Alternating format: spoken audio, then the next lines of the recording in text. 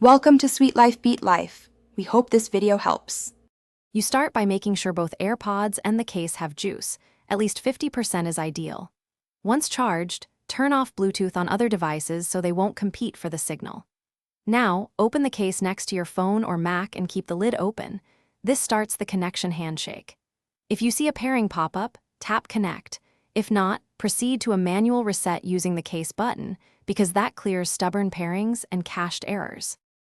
Once the case light flashes amber then white, you have reset the Airpods. Press and hold for about 15 seconds until you see that sequence. Next, on your device choose Settings, Bluetooth, tap the info icon and forget this device to remove old profiles. Do this before repairing. Then pair again as new. Make sure to test with a single app like Music to confirm stable connection. If reconnection works, you've cleared software conflicts that often cause the drops.